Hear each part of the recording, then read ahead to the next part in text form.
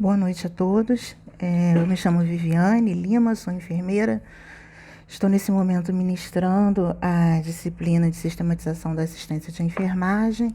E o propósito desse vídeo é nós estarmos comentando com vocês as duas atividades de avaliação que foram propostas para a disciplina,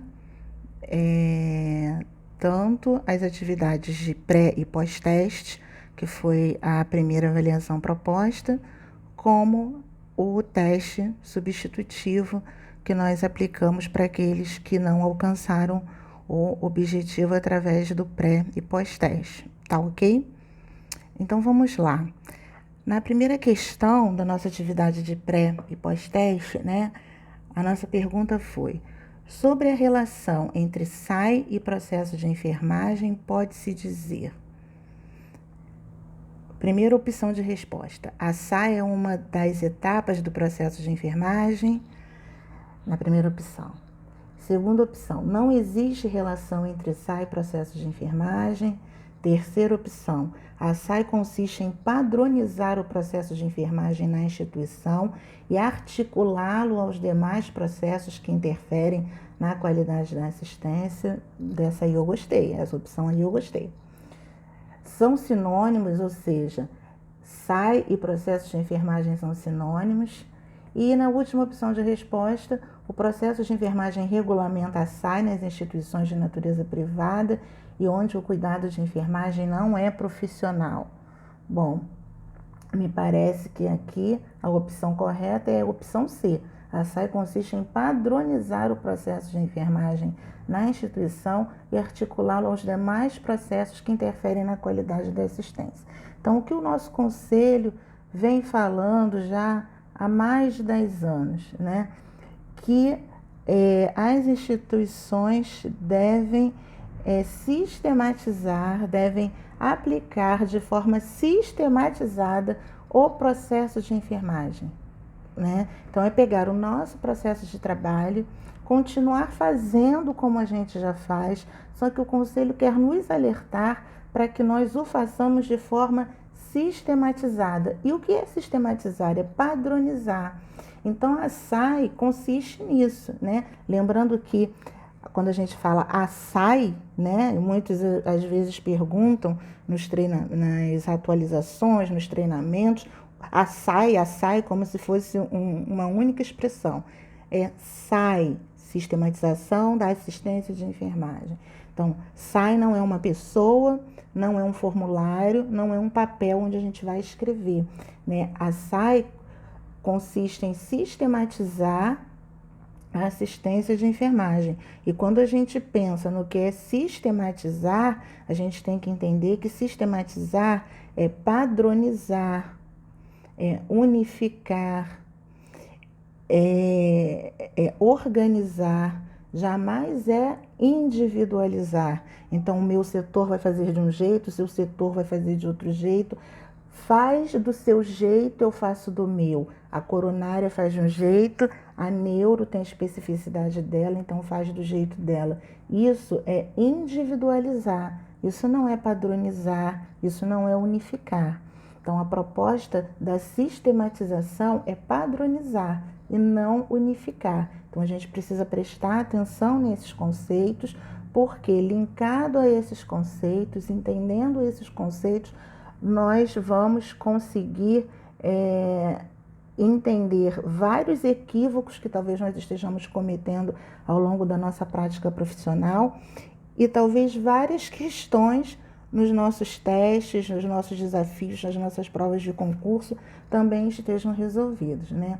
A SAI é uma etapa do processo de enfermagem? Não, nós sabemos que o nosso processo de enfermagem é composto por aquilo que nós ouvimos desde lá a nossa graduação. O histórico, né? Defino ali através do histórico quais são as necessidades do meu paciente, né? Quais são as demandas deles, problemas de enfermagem onde eu preciso atuar. Eu traço um plano de cuidados para esse paciente, né? E aí esses problemas, né, são os meus diagnósticos de enfermagem. A partir disso, eu traço um plano de cuidados onde eu possa intervir nesses problemas de enfermagem. E a partir desse plano, né, dentro desse plano, eu tenho as intervenções, tenho metas e tenho os resultados que eu espero alcançar, né? Na verdade, a partir dos problemas, eu primeiro penso nos resultados que eu quero alcançar, defino em quanto tempo eu espero alcançar esses resultados, que são as minhas metas, aplico uma intervenção de enfermagem específica para cada cuidado daquele, para cada problema, eu posso ter uma ou mais intervenção. E aí depois eu volto e avalio se aquela minha intervenção surtiu efeito, se realmente esse paciente teve uma melhora, né? Se aquele diagnóstico continua ali, se eu conseguir atingir a minha meta, tá ok? Então, a SAI não é uma etapa do processo. O processo existe com as suas etapas já definidas há tempos, e a SAI a sistematização disso tudo, é fazer com que isso tudo aconteça de uma forma padronizada em todos os setores do hospital. Não existe relação entre SAI e processos de enfermagem. É claro que existe. Eu preciso que o processo de enfermagem esteja ocorrendo de forma sistematizada entre todos os setores, todas as unidades do hospital. Mas eles também não são sinônimos, tá ok? O processo de enfermagem regulamenta a SAI? Não, nada a ver, né? Isso aí não tem nem por onde a gente começar a explicar, porque realmente não condiz essa última alternativa, ok? Então, na primeira questão, é aqui a letra C, e eu acho que a questão está comentada dessa forma. Na nossa questão número 2, né, na nossa estratégia de avaliação pré e pós-teste, a gente tem uma questão sobre teoria de enfermagem, onde se pergunta: sobre a teoria do autocuidado, é correto afirmar: não se aplica a crianças? O cuidado é entendido em seu sentido ôntico? O principal filósofo que inspirou suas reflexões foi Byron? Está desvinculada da teoria dos sistemas e da teoria do déficit do autocuidado? Foi descrita por Watson? Bom, para isso a gente precisa ter lido um pouco ou ouvido falar um pouco sobre a teoria do autocuidado, né? Então, primeiro, quem descreveu essa teoria foi Watson? O Watson foi uma das teóricas de enfermagem, mas não foi a teoria do autocuidado que ela descreveu. Quem descreveu a teoria do autocuidado foi Dorothea Oren. E ela descreve essa teoria e ela vincula, sim, essa teoria à teoria dos sistemas e à teoria... E ela vincula, sim, a teoria dos sistemas e a teoria do déficit do autocuidado. Então, a gente dizer que foi descrita por Watson está incorreto, porque na verdade foi descrito por Oren, e dizer que ela está desvinculada da teoria dos sistemas e do déficit do autocuidado também está incorreto, né? O que diz essa teoria? Ela diz que essa teoria, ela parte do princípio, né, de coisas ditas por outros filósofos, né, de premissas ditas por outros filósofos, de que todo ser humano é capaz de se cuidar. Ou seja, o cuidado é algo ôntico. Então, daí a gente já vê qual é a nossa resposta. Então, Oren, ela entende o cuidado em seu sentido ôntico, ou seja, todo ser humano é capaz de se cuidar. Então, o nosso papel de cuidador, de enfermeiros, de cientistas do cuidado é fornecer a esse ser humano condições para que ele se cuide sempre, a cada momento. Não existe ser humano incapaz de se cuidar, segundo essa teoria, né? E quando a gente observa que todo ser humano é capaz de se cuidar, em que em algum momento ele não está podendo se cuidar, a gente observa também que existe aí o déficit do autocuidado e que a gente consegue perceber sistemas de cuidado e redes envolvidas em toda essa questão. tá? E não foi Byron. Byron é um filósofo muito mais contemporâneo, se a gente for pensar as questões que fundamentam o pensamento de Ora. Então, aí a nossa resposta é que o cuidado é entendido em seu sentido ôntico, ou seja, inerente ao ser humano. Ôntico significa isso, é o que é inerente ao ser humano. Então, cuidado é algo que é inerente ao ser humano. Todo ser humano cuida, né? E por isso que a gente tem que ter muito cuidado quando a gente fala, ele não consegue se cuidar, ele não consegue cuidar do outro, não consegue cuidar do filho. Todos conseguem se cuidar. Talvez o que você entenda como cuidado pode ser diferente do que o outro entenda como cuidado. Mas todo ser humano é capaz de se cuidar porque isso é inerente a ele, de acordo com várias correntes filosóficas. Vamos para a nossa questão 3. São ferramentas que dão suporte à SAI, né? Então, que ferramentas, né, nós precisamos para ter uma sistematização acontecendo na instituição de forma firme, forte, né? O que me dá suporte? Uma linguagem padronizada é importante. O que é linguagem padronizada? É eu poder ter todo mundo, né? Tenho aqui uma caneta, né? Lá na enfermaria de clínica médica, quando as pessoas forem falar desse objeto usado para escrever, todo mundo vai chamar de caneta. E lá no centro cirúrgico, quando as pessoas forem dar um nome para esse objeto, todo mundo vai chamar de caneta também. Se na enfermaria um chama de lápis e no centro cirúrgico o outro chama de canetinha, eu já não consigo ter uma sistematização dessa assistência adequada. Porque quando eu quiser fazer a seguinte pergunta para gerar indicador: quantos enfermeiros usam caneta nesta instituição? Minha pergunta já vai estar furada, né? As respostas para isso já vão estar furadas, porque um está chamando de caneta, outro está chamando de lápis, outro está chamando de canetinha, outro está chamando de pencil. Cada um está usando o nome que quer e não pode. Então, por exemplo, úlcera de pressão, vai ser úlcera de pressão, vai ser úlcera por pressão, vai ser lesão por pressão, vai ser escara. Qual nome a gente vai dar para isso? E todos precisam chamar isso do mesmo nome e escrever da mesma forma, porque senão, quando eu quiser saber quantos pacientes fazem determinada situação nessa instituição, eu não tenho como buscar isso.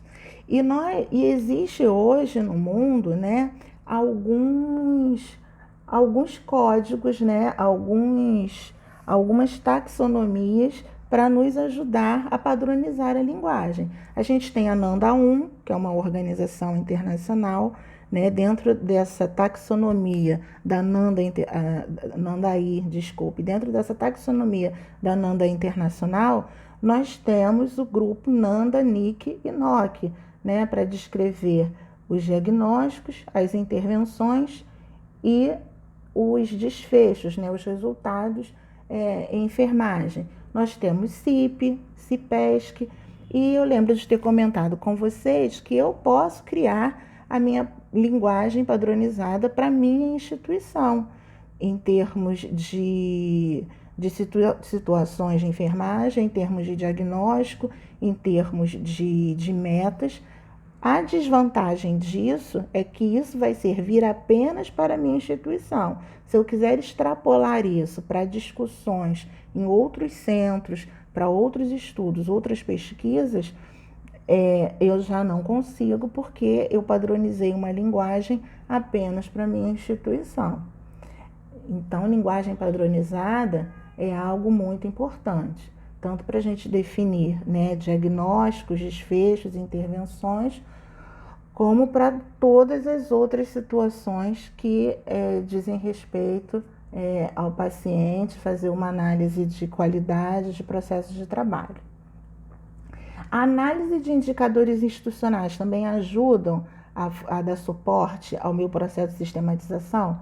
Claro, né? Eu faço o trabalho e eu analiso os resultados também através dos indicadores. Olha, esse mês nós implantamos a SAI no CTI coronariano e olha como melhoraram as evoluções dos enfermeiros. Olha como o registro dos enfermeiros melhorou depois que a gente implantou a SAI. Então, a gente pode implantar e colocar isso como indicador, né? Taxa de registro de enfermagem ao final do plantão pelos enfermeiros. Então, eu implanto o processo de sistematização e eu vou avaliar vários indicadores dentro desse processo. Então, em um mês eu vejo o quanto que isso melhorou. Melhorou 15%. Em 3 meses melhorou 40%. Em 6 meses, em 6 meses melhorou 65%. Então, esse foi um trabalho de sucesso, né? Implantei e com acompanhamento, com educação permanente, né, e acompanhamento, eu fui desenvolvendo e isso acabou virando um trabalho de sucesso. Além da educação permanente, eu preciso de formulários padronizados. Não confundam padronização com individualização. É exatamente ao contrário, tá? Eu vim percebendo essa confusão na resposta de muitos colegas nossos, alunos da pós. Então, quando eu padronizo formulários, né? Não, o CTI, para eu fazer o histórico do CTI coronariano, o histórico do CTI neuro, eu posso usar o mesmo formulário? Posso e devo. Lembro que nós comentamos isso na aula. Por quê? Nós não cuidamos da doença. Nós cuidamos das respostas alteradas aos agravos que o paciente tem, né? Então, pensar em fazer tudo individualizado por clínica, na verdade é um pensamento médico, porque é cuidar daquele agravo, daquele sistema, daquela clínica, né? Quando nós pensamos em enfermagem e pensamos no modelo da enfermagem, que é um modelo de cuidar por domínios, essa coleta de dados para o histórico, ela pode e deve ser através de um formulário padronizado. Adoção de modelo de enfermagem centrado no paciente. Lógico, isso só tem a nos ajudar. A informatização da informação também é algo que nos ajuda muito, porque imagina eu fazer uma análise de indicadores contando pauzinho, né? E eu tenho um sistema inteligente, amigável, onde eu dou um comando e ele me dá números absolutos, percentuais, me deu um gráfico e eu posso analisar todas as interferências que aqueles valores também possam ter. Maravilhoso. O exercício de liderança efetiva e no estilo adequado, né? Já foi tempo que a gente pensava assim, eu tenho que ser democrático, eu tenho que ser autocrático, eu tenho que ser laissez-faire. Não, cada grupo precisa de um estilo de liderança. Por isso que essa questão está falando, uma liderança efetiva e no estilo adequado. Importa que ela seja efetiva, né? Às vezes o seu grupo precisa que você arrocha um pouco mais. Às vezes o seu grupo é um grupo preparado que precisa de liberdade para produzir melhor. E se você for um chefe muito controlador, que fique muito em cima, for um líder muito que precise ter sempre as rédeas, você vai atrapalhar o desenvolvimento do seu grupo. Então você precisa ser um líder que conheça o seu grupo e perceba o que o seu grupo precisa. Aí você vai ter um estilo adequado de liderança. Então, nessa situação aí, todas as alternativas estão corretas, porque tudo isso aí vai nos dar suporte para a gente desenvolver o processo de sistematização de assistência da enfermagem, ok? Na pergunta 4, a gente tem 2 pacientes que estão internando pela primeira vez na vida para fazer uma cirurgia. E que intervenção pode ser implementada? Estão a primeira vez internando. O que a gente faz na opção A? A gente dispensa os familiares para eles terem sossego? Não, né, gente? Né? É uma questão de bom senso. todo mundo gosta de estar ali, né? Se é um familiar querido, né, que está me trazendo até o hospital, né? E aí a gente já supõe que seja um familiar querido, eu quero ficar com ele, né, para me fazer companhia, né? Uma pessoa amiga.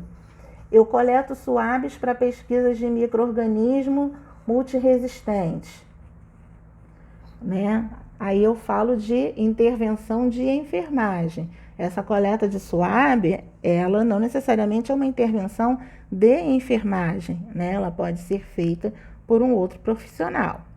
Eu sento com ambos e seus familiares presentes e faço um grupo, converso sobre os procedimentos e oriento. Isso é bacana. A avaliação dos órgãos genitais para evitar pericardite. Faz algum sentido nesse momento? Verificar o mapa cirúrgico antes de qualquer atitude a fim de evitar ansiedade. Então, assim, eu só posso falar sobre a cirurgia do paciente se ele estiver no mapa? Não, o que eu preciso verificar é se o paciente tem indicação cirúrgica, se ele consegue entender o que eu falo, né? A gente pode não saber, olha, o mapa ainda não saiu, nós não sabemos se o seu nome está no mapa, mas o que o senhor gostaria de saber? E a conversa sobre a cirurgia, o procedimento, pode acontecer normalmente. Se a gente já sabe que o paciente tem indicação cirúrgica, se isso já foi discutido em equipe, se está definido em prontuário que ele tem essa indicação, fazemos a orientação do paciente. Ok? Na questão número 5, dentre os itens característicos, então a gente está falando assim, o que caracteriza um plano de cuidados, né? Sem aquilo ali não é um plano de cuidados. O que caracteriza um plano de cuidados de enfermagem? Letra A, metas e intervenções de enfermagem. Então, se a gente prestar atenção, nós discutimos, né, quando a gente fala em histórico de enfermagem, quais são as fases do histórico, o que tem no histórico, a gente comentou um pouquinho isso. A gente falou que no plano de cuidados é o momento em que a gente já observou que o paciente precisa, e aí a gente vai lá, traça onde é que a gente quer que o paciente chegue e o que a gente vai fazer para o paciente chegar naquele lugar. Ou seja, nós vamos traçar metas e intervenções para alcançar aquelas metas. Então, plano de cuidados é isso. É eu pensar, vi no histórico que o meu paciente tem úlcera de pressão. Então, no plano de cuidados, o que tem que estar? Eu quero cicatrizar essa úlcera e eu vou fazer curativo com alginato para cicatrizar essa úlcera. É isso que tem que ter no meu plano de cuidados. Acrescentaríamos mais o quê? Em quanto tempo eu vou fazer isso, tá? Em quanto tempo eu espero que isso esteja cicatrizado, tá certo? Mas basicamente um plano de cuidados é isso. Tem que estar as intervenções e as metas, né? E aí coloquei outras questões aqui para vocês irem lendo e discutindo e pensando, né? Porque senão vira o plano de cuidados que nós colocamos lá na discursiva, com várias coisas que não caracterizam o plano de cuidados, que acabam sendo repetitivos, né? Que estão também em outros formulários e que acabam as pessoas deixando de responder porque se cansam de tantas informações repetitivas. Tem que ter intervenções de enfermagem e sinais vitais? Por que sinais vitais no plano de cuidados? Identificação do paciente e diagnóstico de enfermagem? Tem que ter glicemia e diagnóstico de enfermagem? Tem que ter sinais vitais e peso corporal? Então, o que caracteriza de fato é a meta e a intervenção. Vocês poderiam até me questionar com a alternativa C, que é a questão da identificação do paciente, diagnóstico de enfermagem, mas a identificação do paciente não é algo característico do plano, ele tem que estar em qualquer formulário, ok? Vamos para a questão número 6. Essa questão número 6, ninguém errou. 2 pacientes internaram pela primeira vez em suas vidas para se submeter a uma revascularização do miocárdio. Ambos ainda não receberam nenhuma orientação sobre o procedimento. Então, um possível diagnóstico de enfermagem é a ansiedade, né? A gente poderia ter um diagnóstico, um outro diagnóstico de enfermagem, até porque a maioria dos outros diagnósticos colocados aqui de opção é diagnóstico médico, né? Doença vascular coronariana, aterosclerose múltipla, infarto do miocárdio são diagnósticos médicos. O único diagnóstico que poderia ser de enfermagem é o risco de vínculo prejudicado, mas de forma alguma se aplicaria a esse nosso enunciado. Tá? Então, essa questão todos acertaram. Questão 7. Questão 7, a gente precisaria de fato saber o que era o nosso método SOAP para registro, né, de informações clínicas do paciente, mas a gente discutiu isso em sala de aula, né, na nossa aula remota, nossa sala de aula virtual, nós discutimos isso, nós fizemos exercício, mostrei um caso a vocês, mostrei opções de registro e vocês também têm essas opções, foi disponibilizado para ser colocado no portal do aluno. Na verdade, SOAP é uma sigla de subjetivo, objetivo, avaliação e prescrição. Então, é S de subjetivo, O de objetivo, A de avaliação e P de prescrição.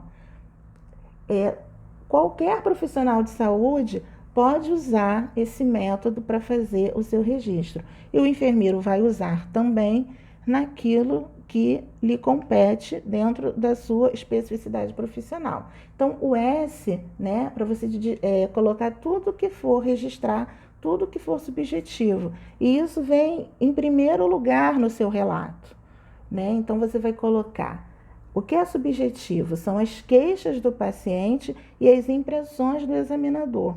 Então, isso é o que aparece primeiro no relato, né? Então, paciente está como, né? Como você vê o paciente na cama? O paciente parece mal-humorado, o paciente parece estar bem, sentado de forma tranquila, com boa postura, ou sentado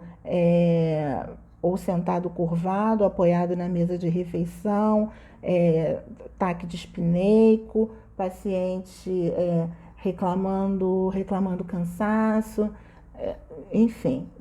São as impressões que você tem do paciente e o que ele se queixa. Diz que não evacua há 5 dias, que está com ardência para urinar, que a esposa não visita, que sente-se abandonado pela família. Tudo isso é o paciente que está queixando para você? É o que você está observando quando entra no quarto dele? Então, isso vem primeiro. Acabou essa primeira parte, aí você vai fazer o exame físico do paciente e vai registrar o exame físico, porque isso é objetivo. Você palpou, você auscultou, você mediu, percutiu. Isso é objetivo. Então, vem o exame físico e você também descreve exames laboratoriais que você julgou importante avaliar e que vai fazer diferença para você identificar os problemas de enfermagem e traçar suas metas e intervenções. Acabou de escrever o que é subjetivo e objetivo, né? Você acabou ali de fazer o seu histórico. Onde você escreveu subjetivo e objetivo, você ali escreveu o seu histórico. Então, agora você vai avaliar quais são os problemas desse meu paciente. Esses problemas nós chamamos, né, de diagnósticos de enfermagem. São os problemas de enfermagem. Então, avaliando esses problemas, né, descrevendo esses problemas, nós temos ali os diagnósticos de enfermagem. Então, você vai, logo após, escrever diagnóstico de enfermagem ou avaliação e vai descrever todos os diagnósticos desse paciente. E aí vai depender de como você vai descrever esses diagnósticos, vai depender da maneira como a sua instituição sistematizou isso e padronizou isso. Vocês usam NANDA Internacional? Então, vai descrever de acordo com a descrição de NANDA. Vocês usam CIP? Então, descreve como CIP. Na minha instituição, a gente tem a nossa própria lista de diagnósticos que nós resolvemos padronizar aqui. Então, vai escrever de acordo com a padronização da sua instituição. Aí é que acontecem os problemas, porque cada um quer escrever o diagnóstico da sua maneira e aí a gente não consegue gerar indicadores aí também. Como às vezes a gente não consegue gerar indicadores por conta do exame físico. Se eu não souber definir o que é uma congestão, se eu não souber avaliar através do exame físico o que é uma congestão, o que é um estertor, o que é uma turgência de jugular, o que é um fígado aumentado, eu não vou conseguir traçar esse diagnóstico lá no momento da avaliação. Então, a educação permanente, ela tem que estar presente a todo momento do processo de sistematização da assistência para dar suporte a esses detalhes que são importantíssimos. Bom, fiz o meu histórico em subjetivo e objetivo. Fiz o meu diagnóstico de enfermagem, que foi o que eu avaliei. Me falta o quê? Prescrever os meus cuidados. E aí eu vou lá e escrevo, né, o que eu estou traçando de cuidado para esse paciente, né? Eu vou manter a cabeceira elevada, vou auxiliar no banho, vou explicar sobre a doença, vou investir no convívio social e demais condutas que não são intervenções de enfermagem, mas que também eu fiz ao longo do dia, como interagir com a equipe multiprofissional, solicitando um parecer, pedindo que consertasse uma cama, solicitando que um familiar viesse atendê-lo, não é? Então, eu coloco ali tanto as prescrições, as condutas de enfermagem, como condutas que não necessariamente são de enfermagem. Eu não preciso listar ali novamente as medicações, porque elas já estão checadas num formulário específico que é a prescrição médica, ok? Então, alguns tiveram essa dúvida ali, né? Escolheram, eu acho que a alternativa D, por conta das medicações administradas, mas isso não é necessário. As outras opções estão aí com coisas fora de ordem, né, e tal, se vocês observarem, mas a alternativa A é que é a alternativa correta, tá ok? Questão número 8, outra questão que muitas pessoas tiveram dúvida, mas é sobre a prescrição prioritária, o que item, né, que fator a gente deve levar em conta prioritariamente para prescrever o tipo de banho, para dizer que tipo de banho o nosso paciente deve tomar. É o tempo de pós-operatório que me faz decidir, bater o martelo? É a classe funcional do paciente? É a presença de úlcera de pressão? É a autorização médica? É quantitativo de recursos humanos? Então,